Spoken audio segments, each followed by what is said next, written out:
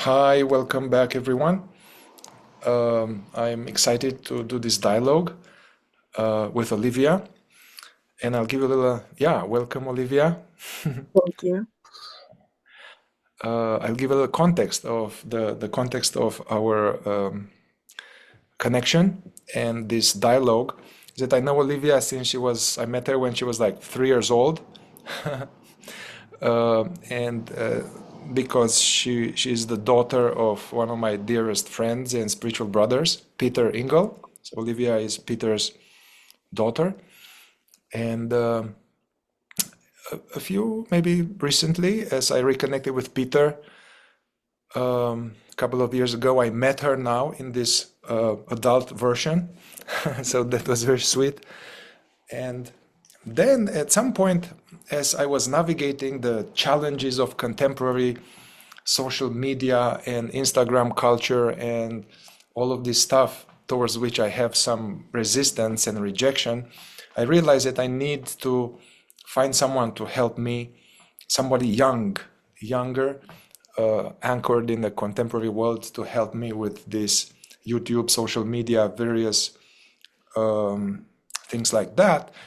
And then I was inspired to ask Olivia to help me out because I knew that besides that she's young and skilled with all of these things, also I know that she has a lot of understanding and experience and depth in connection to this work that I'm doing about fourth way awakening, non-duality, presence, or somatic shadow work. So then at some point I even asked her, hey, can you help me out and maybe come up with some fresh questions from the new generation? I asked her, and to my surprise, she sent me a like 2-page list with very good questions. So I thought, hey, let's do it. So here we are. Thank you. Yes, here we are. Thank you. Well, let's get into it. Hmm. The first question I have is uh, sometimes when I'm successfully present or beyond my mind or self remembering, whatever you want to call it, I feel a wave of tension or body pain or grief or anger or something unpleasant coming up. And I know a lot of people uh, around me, younger people, tend to avoid presence or any form of meditation that helps them slow down just a little bit because they might think the discomfort is a new feeling that comes up when they sit with themselves, but it's really just a chance for it to come up to the surface. And sometimes it can be difficult, it can be uncomfortable. So, is it a sign of success that I'm feeling this way or that other people are feeling this way? Or is it just a lack of integration? And how do you navigate being pulled back into your identity or your pain body or the discomfort after higher states of being? All right, that's a lot. Very good. So you are saying, just to make sure I get you. So when you are practicing, you are more present, more aware, self-remembering. As you are engaging in that, during you are becoming aware of yuckiness in the body, somatic discomfort, contractions, tensions, wiggles, I call them, the non-clinical word.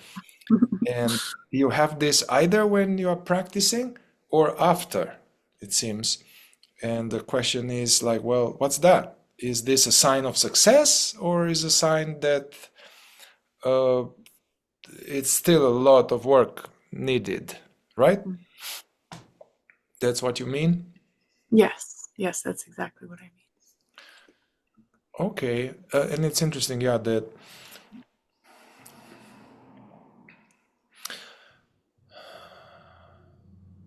well, yeah, I totally understand that somebody that is not, that hasn't developed a serious practice or they are new at this when they try to drop in and watch their breath and be more present to the sounds, to the body, they are just here instead of in the monkey mind. As they close their eyes, first of all, the mind keeps going. The monkey mind keeps jumping and all of kind of crazy thoughts and random memories, and so that's kind of unpleasant. So unpleasant for them, and they are bouncing out. Basically, it's boring or it's frustrating, and they bounce out of it. Don't do it. And then there's this other element that, let's say, okay, even if I'm staying, I'm doing it, and the mind, that seems to be okay. So your mind gets more quiet and you are more present. There's less monkeys in the mind. You are like aware of this is called in the frontal line, like a throat, chest, solar plexus, gut, although some people can have in the jaw, or some people can have in the back. So you become aware of this. So is this a sign of success, or is it lack of integration? Both. Both of them. It is a sign of some kind of success and progression, in a way that these things were there all along. This yuckiness, contractions, tensions, burning, tightness, they are there, multi-layered, all along. And that, what is that? That is our psycho-emotional, energetic pain body, the accumulation of all suffering, pain, emotional, psychological pain of ourselves from this life, the childhood, trauma, as well as how we adapted to trauma, meaning how we adapted to environment in childhood. We can be like, we got feedback, either direct or indirect, that hey, don't be loud. Hey, anger, don't express anger. Hey, don't be sad. Don't be weak. I'll give you something to cry about. So as a child, unless you're very lucky, as you have been, most of us have been kind of shocked and hurt, and the energetic, emotional body has been shocked, hurt, and it got the message that it's not okay to be me. It's not okay to feel anger, to feel sadness, to feel enthusiasm, to shout, to feel fear. We got some conditioning that, hey, don't, these emotions are not okay. Go to your room, be quiet, shut up, whatever. So we got these messages, spoken or unspoken. And as a result of that, we adapted in childhood. We adapted because as a child, we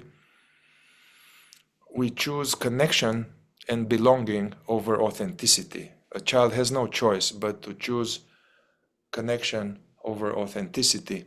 So then we started to change ourselves and hold back and suppress, repress, in order to get love and approval.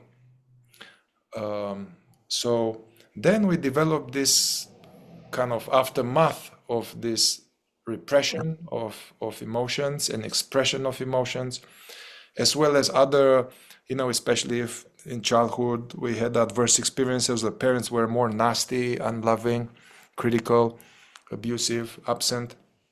As a result of those, the child consciousness develops this deficiency stories, identity, or limiting beliefs. Like there's something wrong with me. I'm not good enough. I'm a piece of shit. I'm unlovable. There's something wrong with me. I'm scum. It's not safe to be vulnerable. Don't ask for what you want. Don't ask. It's just be nice. Be good. Don't stir the boat. Be quiet. All of these are repressive programs coming from the initial shock and adaptation. So basically, this forms our adult false personality or ego, and this beliefs, even if they, for some people, they run for the head all day long and it's painful and it's torturous, and then they go to psychotherapy because they are suffering. Some other people, this data, this lying, torturous data plays out subconsciously. That doesn't play out in the head torturing them, but it's still there, and it influences the behavior, the relationships, it influences everything.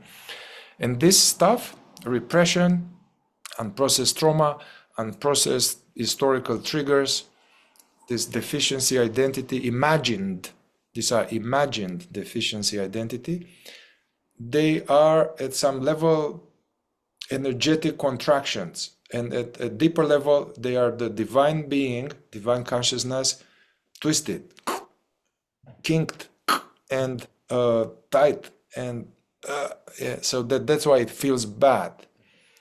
And these are there all along. Most people, they also, one thing I want to say is that these things that I described, we develop them unconsciously, as innocently, as a way to protect ourselves, and to get love and approval. But also some of these are for osmosis. We for imitation, we have these mirroring neurons, like a baby tiger is watching the mama tiger, and watching them, it becomes her. It's good. And the same way we have it as a mammalian, we are, daddy is kind of shut down and angry, and has all these patterns of don't feel, don't be vulnerable, be strong. So this get for osmosis, or this kind of for the DNA from one angle, some patterns, generational patterns, they are transmitted in our DNA. Although consciously I'm like, oh, I don't like that, I vow to not be like him. I develop now two patterns. Something falls not to be like him, and I am still like him. And so, anyway, all of these are stored in the consciousness, but then they're stored in the nervous system. They are stored in the meat, in the organs, in the belly, in the chest, and then we also inherited this adaptation to not feel, because it's unpleasant. I mean, if one is open and sensitive to reality, and as you know, reality on this planet is not so. It's not like a kingdom of heaven here. It's pretty harsh, like a purgatory, from like hell to heaven. Anything in between, anything can happen. So we, in sleep, unconsciousness, we adapted in order to hang on and survive and feed the children and go to work, develop this to become numb or shut down. The emotional body gets kind of shut down, especially for men in particular, but also for women. And so then all of this is there. We don't even know it's there. So, however, these pockets of radioactive stuff, they are uncomfortable even if we are not aware, and then they create a lot of thoughts. They create a lot of thoughts. So they bubble from the somatic energetic structure, and they play out in the mind with a lot of thoughts, a lot of worries, a lot of anxiety, a lot of rehashing, going to the past. Oh man, why did I do that? I mean, I wish I didn't do that, and if only this, and I'm a victim, and they didn't treat me right. Or going in future with negative catastrophizing imagination, negative imagination, then it plays out with this very worried about how they see me. Am I okay? What do they think of me? Oh, he looked at me sideways. Oh, whoa. So the ego slash false personality is very sensitive, very vulnerable, So all of this pain body plays out in the head, then it plays out in a way that we try not to have that. The system tries to reach peace, but it can't because it doesn't know how and what to do. So it goes into this kind of, it's called mechanical programs for happiness, or unsuccessful recipes for happiness and fulfillment that we inherited from our ancestors, which is, okay, if you want to be happy, just get a good education, get a good job, and find the love of your life. Maybe have 2.5 kids and a dog, and or be successful, have money. So the programs of happiness through objects. If I get more money, I get a big bank account, I build a big company, I find the ultimate Disney, the one, the love of my life, the one, I'm going to be okay. When I get this, I'm going to be okay. So all these desires, wanting this, desires that come from the inner discomfort and the sense of lack. There's some existential sense of lack, which is even prior to that, because we are not sitting as ourselves. The real self is asleep, and we are sitting as an imagined false one. So then we feel something is missing, something is not quite right. And yeah, it is, something is not quite right. So that's what's playing out. So now you are able somehow successfully to get more mindful and engage attention in a skillful way and be more present, and somehow you succeed to some degree. So the mind is more quiet. And then you become aware of the energetic, basically the energetic, emotional, bodily expression of the imagined separate self. Trauma, deficiency story, yeah. So yeah, this plays out, the ego plays out first in the mind, a lot of crazy stuff all the time.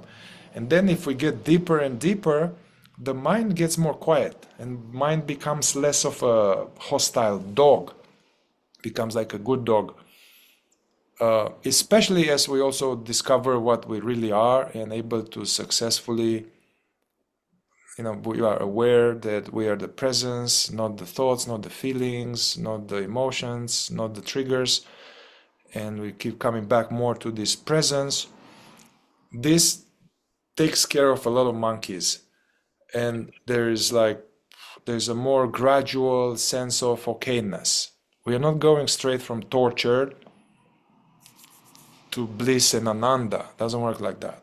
It's like less worries, less tortured, less misery, more okayness, less worries, a little bit more peace.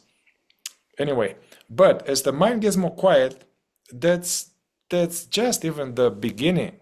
Now we are faced with the roots of this and the trunk of this in the body. And then people are uncomfortable with this because we haven't been trained what to do with feelings and emotions. And we have an innocent inbuilt mechanism of avoiding unpleasantness. So we resist it subconsciously. We resist it. There's a subconscious, I don't want to feel this, even if there's no thought like that. But so comes a contraction and comes I don't want to feel it. Fear of feeling. We haven't been trained how to do this. So that's what's happening. When you are doing this, your mind is quiet and you become aware of these things. There's a whole world. These are like zip-locked files. It's not just a contraction or a tension or a yuckiness. They are, if you were to skillfully go in a certain way, and people can't do it alone initially because they don't know what to do and they identify with it and they don't want it. But if you work with someone, you go skillfully in that contraction, in that not throbbing, all of this, if it's these things, if it's not an actual feeling like anger, sadness, fear, shame, If it's not coming like that, which would be the actual emotion flowing, and it stays at the level of what is this? I don't know, but I don't like it. These sensations, unpleasant sensations. What this means is that what you are seeing is just more like the top of the iceberg. These sensations and yuckiness is just the top of the iceberg. Underneath, there's a lot. And if you go skillfully in and you stop resisting even a little bit, you're like, hey, okay, it's okay to feel this. Let me just feel this as if this is a sweet, ragged child and I welcome home, rather than, I don't like that, I'm going to smoke some weed or go on a dating site or do some spliff or run or have chocolate in order to make it go away. If I don't do that, even for a little bit, it comes up more.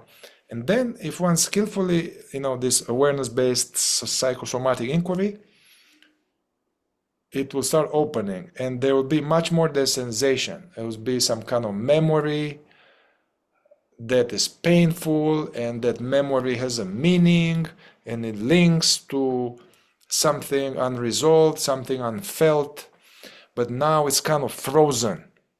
So what you discovered there is some kind of frozen thing that is trying to thaw out. The fact that you are more present now and more aware, that's a sign to your inner being that, hey, Olivia is getting ready to do some more serious work. Okay, let's bring it up. There starts to be a path between the skeletons in the basement, subconscious, and your conscious apartment. So they start to come out more and more, So it's a good sign. It's a sign that your system is thawing out. It's thawing out, but there's a lot in there, and there's a whole other work. Just being present or self-remembering in that way of, I'm aware of sounds, I'm aware of my voice, I'm aware of my body, I'm not in daydreaming. That is not going to take care of that. That's not going to take care of that. There needs to be more specialized work to have those thaw out and be allowed, and they change from clusters of yuckiness into an actual emotion. Because when it's clusters of unpleasant sensation, this means that it's just stuck on the pipes, and it's also resisted, If you were to go into actual emotion, it will move. Of course, unless the mind hooks into it, and there's like, oh yeah, because they did this to me, and then I'm alone, and I will always be alone, and no, then it goes like that. Then we are going away from the actual thing, and we are juicing fresh squeezed misery juice in the head. Yeah.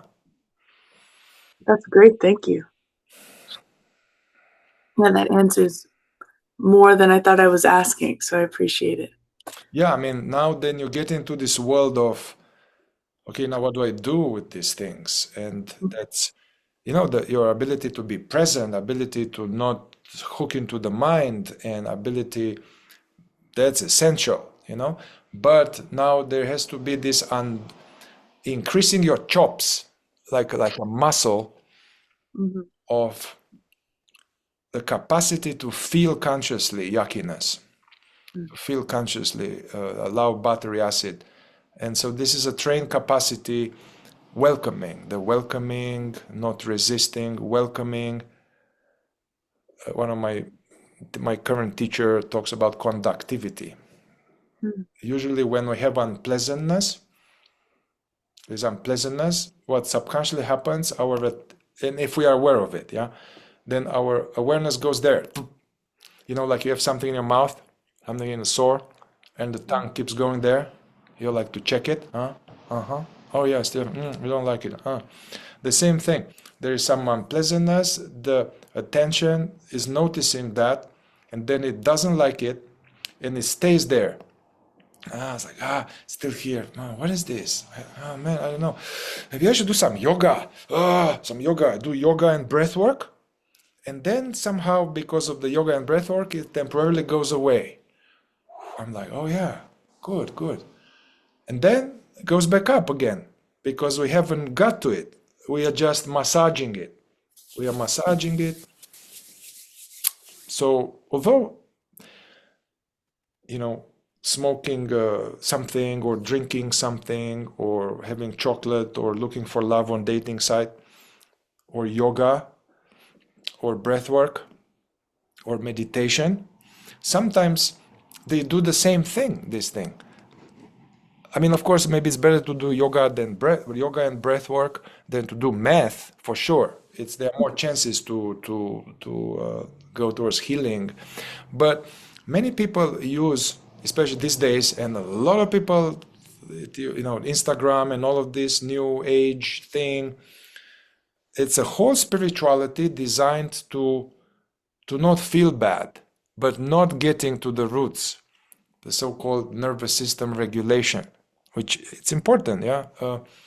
But there's a whole spirituality where I'm using diluted, high-level spiritual techniques taken from their context in order to temporarily alleviate my pain body without getting to the bottom of it, so it's an avoidance. Basically, I'm using spiritual technique in order to avoid this unpleasantness.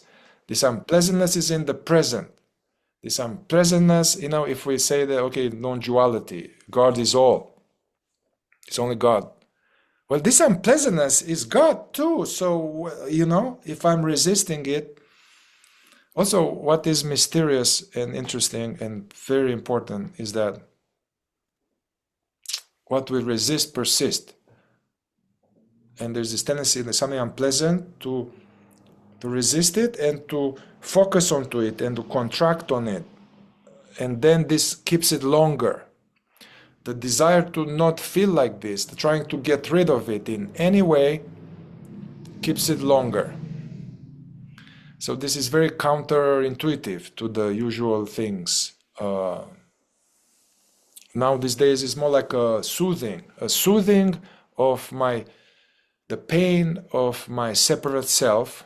I soothe it, and then I'm trying to have a separate self that is more empowered. So a lot of spirituality now is to have the ego, the me, to improve it, to beef it up, to heal it, to make it efficient, and that's valid, to feel better and all of that. Not everybody wants to awaken. It's valid to feel better, but ultimately it's like having a pig and then you put some lipstick on it and you make it really nice, but it's still a pig.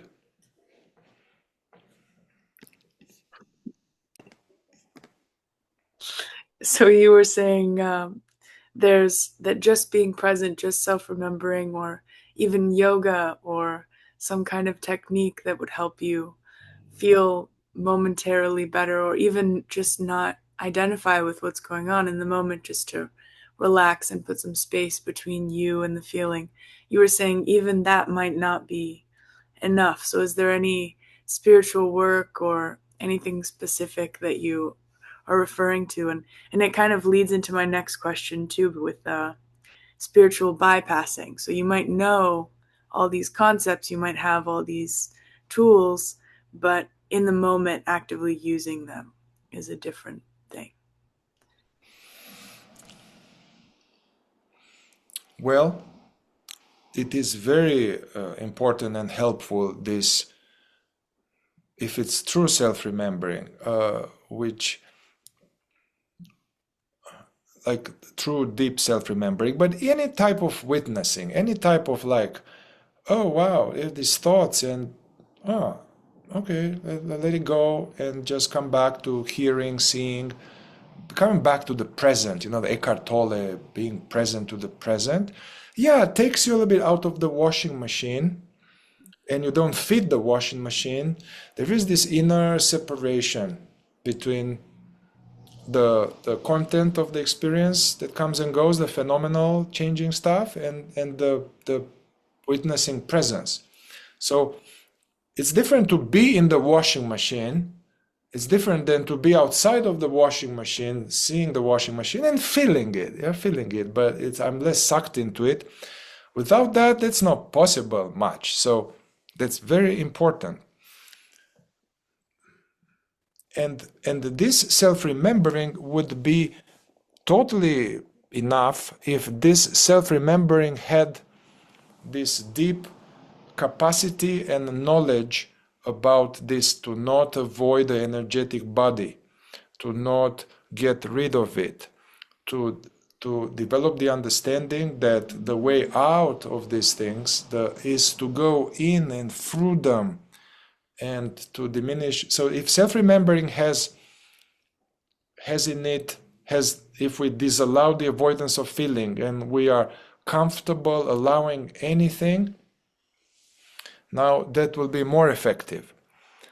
I did a lot of self-remembering for a long time, and it was kind of partial, and it was more like a head and like somehow mental, and also it was more like I wasn't doing self-remembering because I didn't know what the self is. What I was doing was I was being mindful. I, Mihai, am aware of this feeling, of this thought, of this thing, of this, and I call that self-remembering. But that's not self-remembering. Being just present to the present, being present to the body, to the feelings, that's just being mindful, or it's called in a fourth way, self-observation. But it's still done from the me, Mihai, I am mindful. Me, Mihai, I am, yeah. And I don't know, when I was doing it, it was still my emotional body, energetic body was shut down and numb, and I didn't feel much.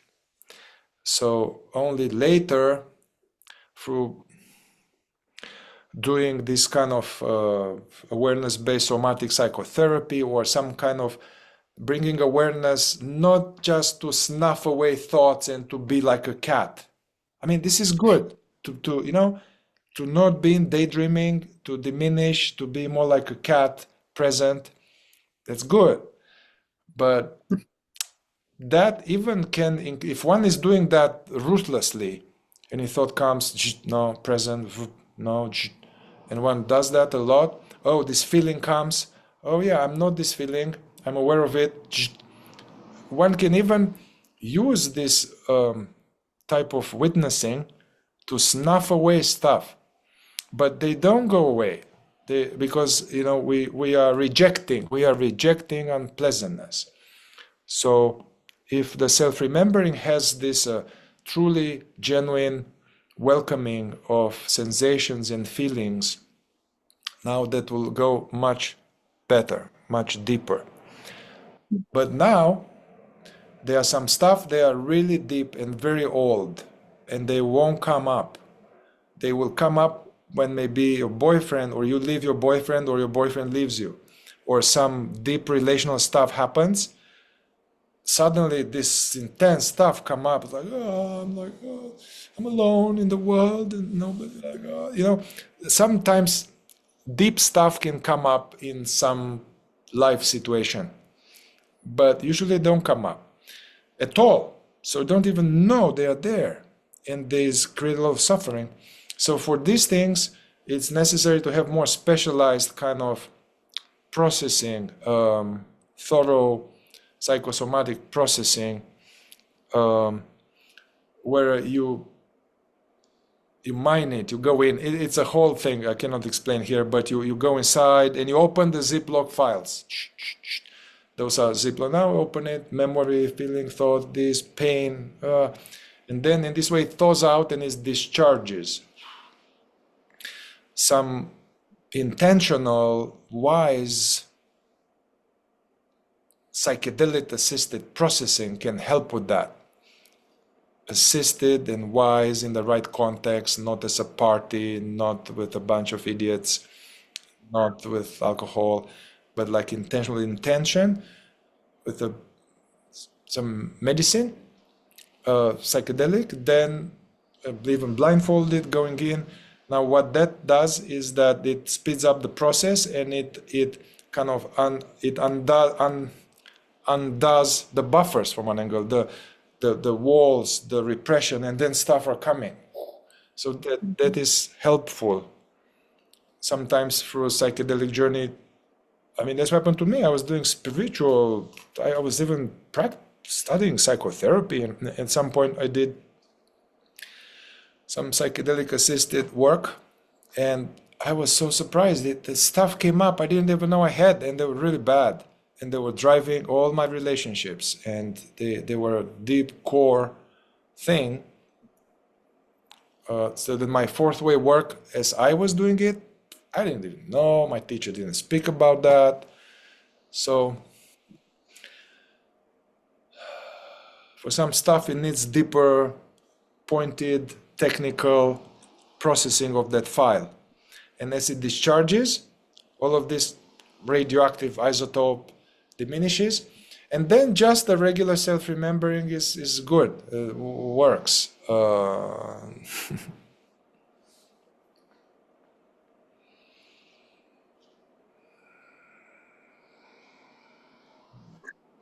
thank you.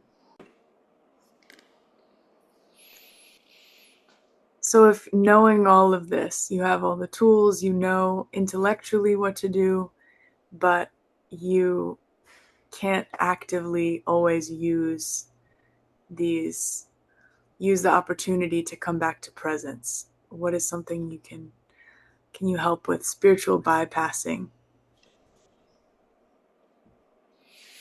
How to avoid spiritual bypassing. So we know all these concepts, the tools, we read books, talk about non-duality to our friends, but not actively using them to come back to presence. Okay. Well, I mean, this thing like knowing concepts, reading the books, then especially one is more intellectually inclined and one is intelligent, one can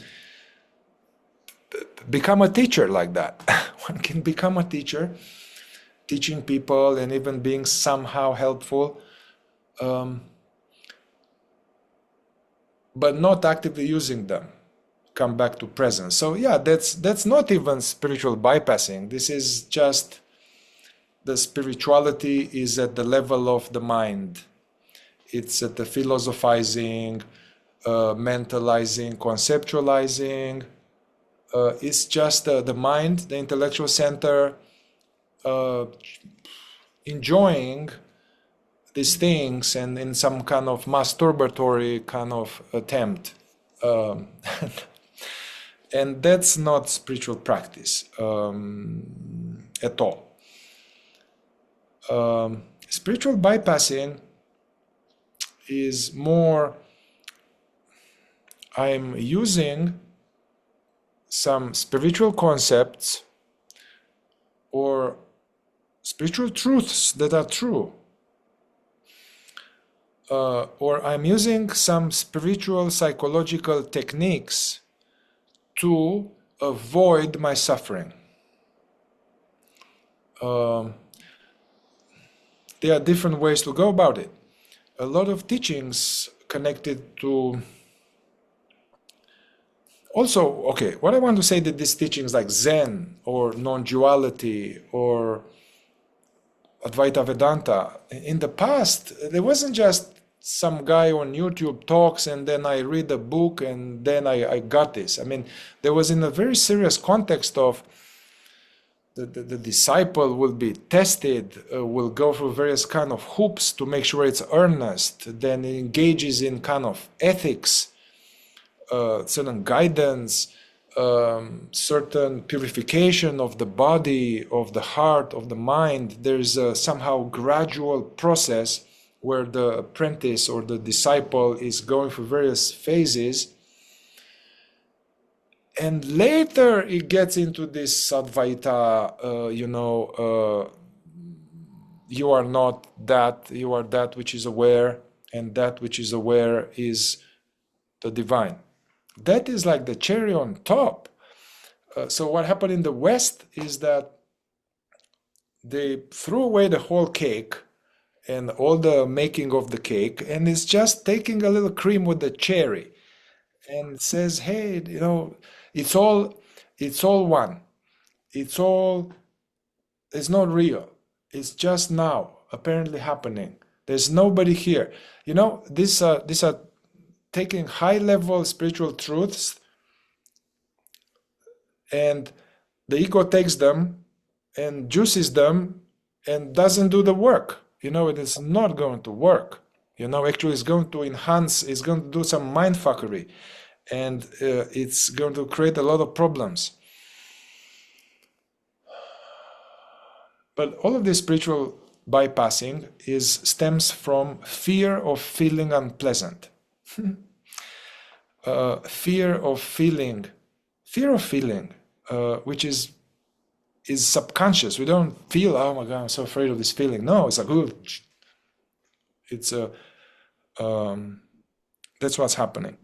So skillful spirituality would be to whatever path you go up the mountain. Actually, it doesn't work that you get more present and now it's good and it's getting better and better and you are more present until it's just presence and bliss. Doesn't work like that. It's that you get more present, and then you notice a bunch of shit, full of contradictions, lies, these things. That's why Gurdjieff said, first you wake up more, get more conscious, and then you need to die. What this means cleaning up. You become more conscious and you notice a bunch of egoic tendencies and different parts of ourselves and lies and falseness and all kind of stuff, and that needs to die. How? Through being aware of it, not getting identified with it, processing it, keep doing it many cycles over and over, and then some of the tendency will diminish. Also, as Jesus said, and it's esoteric here, literally, he will heal some guy and he will say, okay, you are forgiven, but sin no more.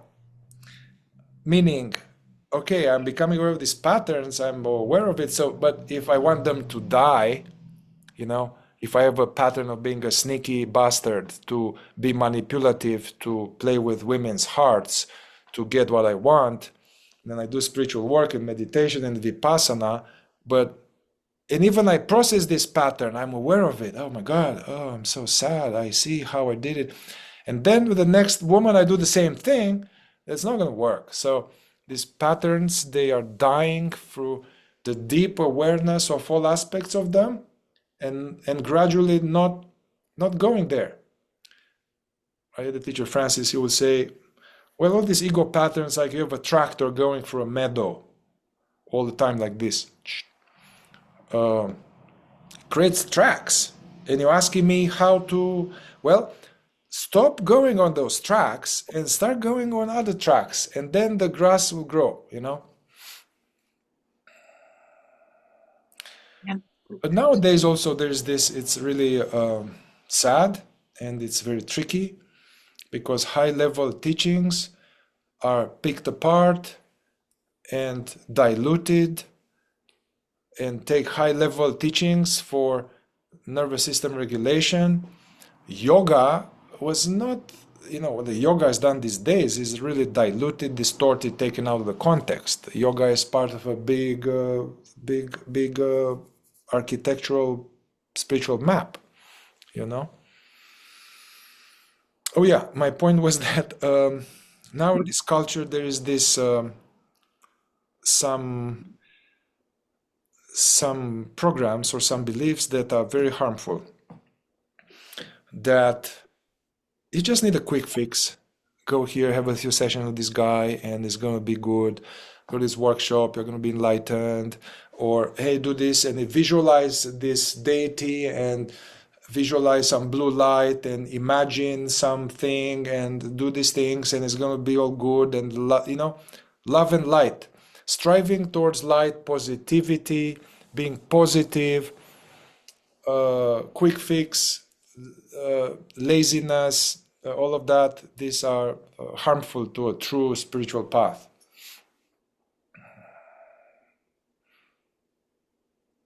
Yeah, that's definitely helpful for our generation and people who are stuck in the same patterns, even though every day they see on Instagram or even in a book they read or something like a lecture you attend or anything, yoga class, but you still go back into the same experience over and over, and you might know it intellectually, but doing it is very different. So this also a Yeah, segue.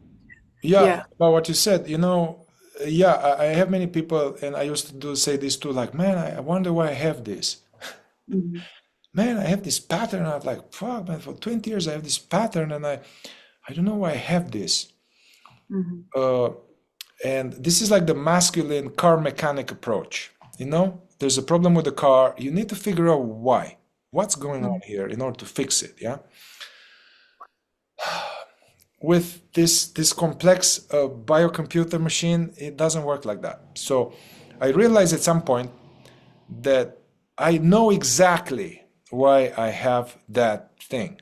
This relationship pattern plays out because long time ago this happened and it was very painful, and I adapted, and now I avoid intimacy and closeness to protect myself from loss because there was some trauma, attachment trauma, this or that. I know exactly why. I know, but it's still playing up. Just knowing, this knowing, this is really like a 1 yard in the surface of the ocean, I don't know, 6 feet, the top layer. And Mm-hmm. this mental knowing, spiritual knowing, doesn't have much power. The patterns are part of the pain body. The patterns is as a result of having been shocked, hurt. I adapted in order to be safe and to get love and approval, and that is the pattern. you know so the pattern, relational pattern, is like offshoot of some roots, and they are flowers of something. So in order to undo a pattern, it's not enough just to listen on Instagram to somebody to explain to you what it is. It is not enough to say, oh, I love myself, I love myself, or I am good, I'm lovable, I love and approve of myself just the way I am. You can say this until you're blue in the face, in my opinion, because the top layer will believe it, but the deeper layer was like, no, there's something wrong with me, I'm bad, I'm not lovable. So this working on the top level only is very limited.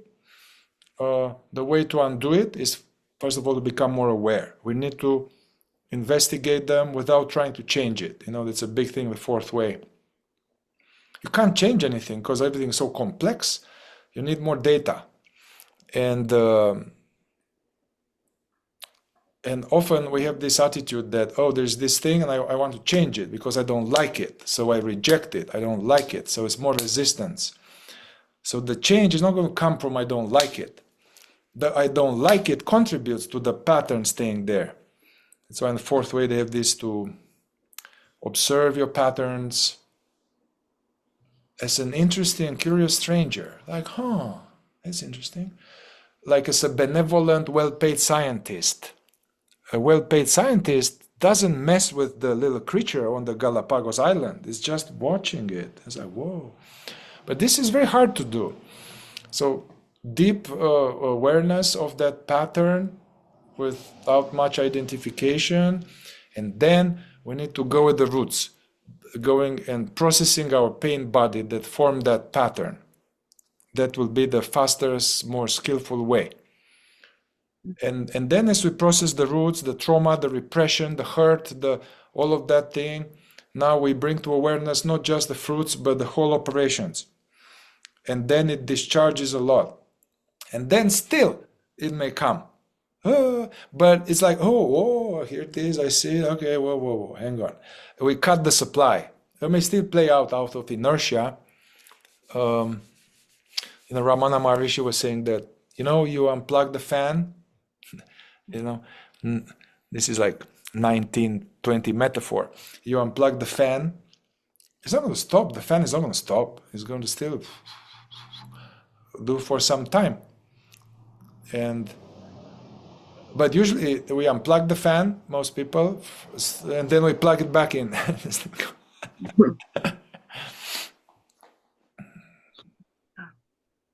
So a lot of people talk now about you're regulating your nervous system, or like when something does come up, when you have the same cycle happen, the fan is spinning, and you want to be in a place where you can actually deal with it. You want to be able to step back, or some people would say regulate yourself, or is it just your physical, your nervous system, or is it also your personality and your false ego, your identity? It's kind of latching on, and you want to be in a more balanced place to deal with it. Do you have to be in a certain position first to deal with it?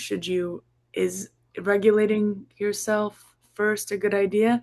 Or is that also what you think, like trying to calm yourself and just soothe yourself? Is there a balance between that? Yes, it's a good question, yeah. Nervous system, okay, I need to regulate my nervous system, I'm dysregulated, yeah? What's that supposed to mean? It means that I feel bad and it's too much. It's too much. Mm-hmm. I feel bad at the somatic level, at energetic level, emotional level. What this means that some emotion comes or some pain body comes. I have no training what to do with it. I'm afraid of it. The fear itself or the sadness itself evokes the immediate resistance, which makes it double. So instead of dealing with 20 pounds, I deal with 40 pounds. My capacity to be aware and there's no house basically. For most people, there's no house in which these tortured kids can be welcomed, meaning that the consciousness is totally identified with it and afraid of it. And then it's too much. It's too much. Okay, in trauma, in clinical, trauma science and practice, trauma processing, they say you cannot process trauma if it's not within the window of tolerance. And we are trained as psychotherapists to be careful and to track the client as they are processing some deep stuff, to track them to make sure they don't get overwhelmed and flooded. Because if they get overwhelmed and flooded, they cannot process. They're just spinning in it and almost, I don't want to say re-traumatizing it. Strong words they use these days, but... And you were saying with the fan too, it helps me think, like once it's already on, you have to unplug it again. But if you can step back and see it start to happen, it's one thing. Yeah, let's put aside this with the fan because the fan is another metaphor. Right, of course. But it just, like plugging it in, having the fuel for it almost. Something like that makes me think of. It's basically, there's this, I think, in trauma work. If I see that, okay, now this client finally allows this intense memory and then their feeling comes and then I feel they're like it's too much for them, I'm supposed to titrate them to be like, hey, Gina, hey, it's okay. Hear my voice. Feel your feet on the ground. It's okay. It's okay. You're going to be okay. You already survived all of that. You survived all that. It's okay. Hear my voice. Feel the feet on the ground. Is there a part of the body that feels stable and comfortable? I don't know. It's like, yeah, how about your left thumb? Oh yeah, left thumb is good. Yeah, and then hear the birds and take a breath. So what I'm doing, I sense is too much. I'm almost taking them out of it, knowing because if they keep going there, they have limited capacity to do it because of lack of practice, lack of training, unconsciousness, all the ancestors avoiding feelings. So I'm taking them out a little bit so they resource into mindfulness. Or some people they can't resource in mindfulness. They resource in me, like, hey, I'm here with you. You're okay. Trust me. Or stay here. I'm getting them out. So we do little by little, like you dip the toes in the battery acid, and then they get more like that. I'm like, okay, well, why don't you bring this up again, this image of that event that happened, and I got them back in. So not just to bounce out. Yeah. So that's the principle, is that if it's too much for the client, they can't process it. So then it's no point.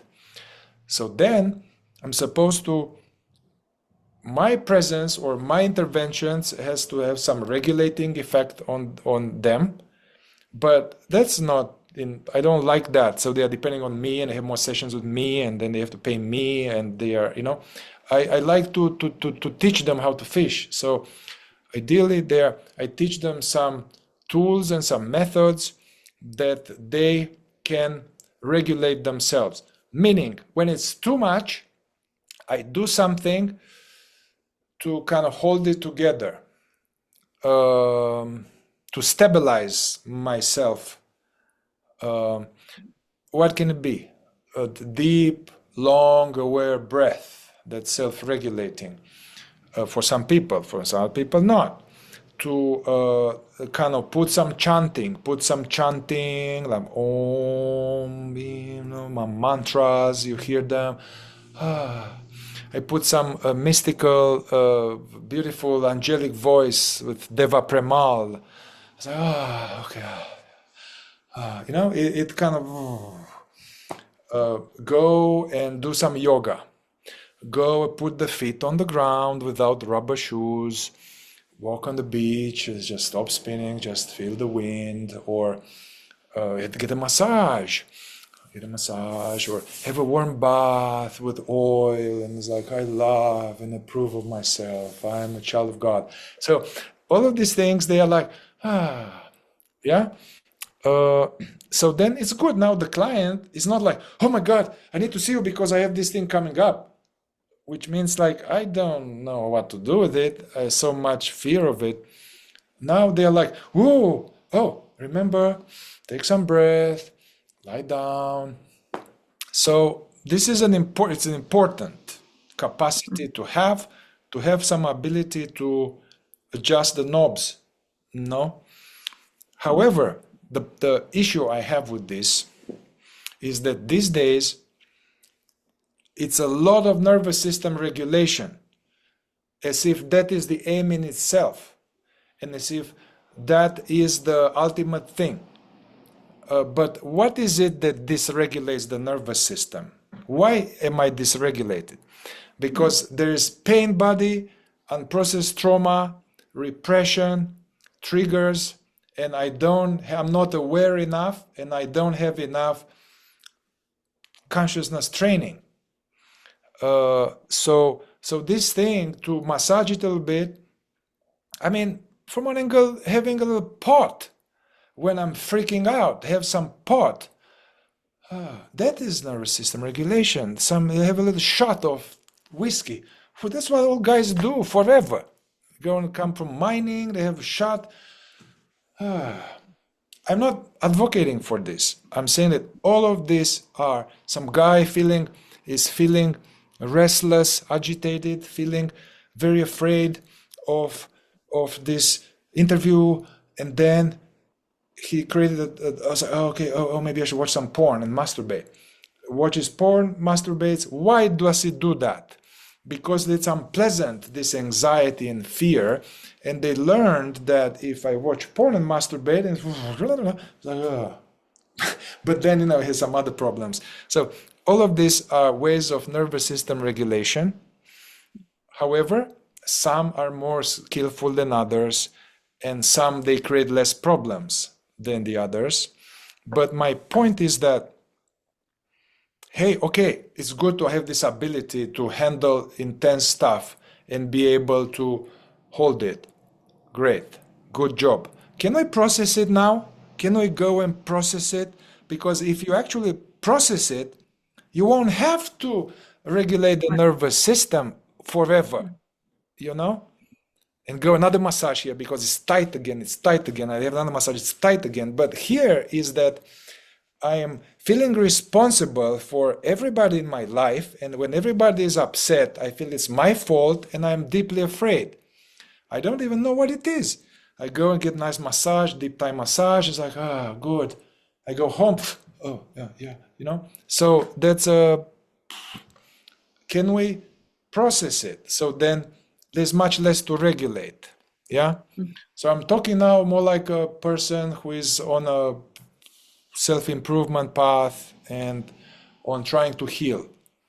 But now, if we go to deep spiritual path, deep true awakening, enlightenment, part of that, part of the training is to enhance this capacity to feel. So the ultimate nervous system regulation is deep presence with a deep allowing of the battery acid. But one cannot do that if it isn't trained, you know what I mean?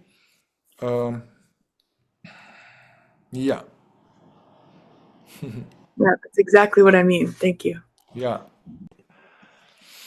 All right, Olivia, let's pause here. I really enjoyed this, and it's like so mysterious the life on this planet that there was this little girl long time ago, and now you're asking me all this deep stuff. So I am really enjoying that. And yeah, I think if other people, new generation, or whoever you are inspired by this, you have some questions, maybe send them to me. As a comment or whatever. And I'm pretty sure we are going to continue with this, right? Yes, I have a few more questions. Yeah. I'm sure everyone else does too, so that'll be good. All Thank you right. so much. Thank you, Olivia. Bye bye.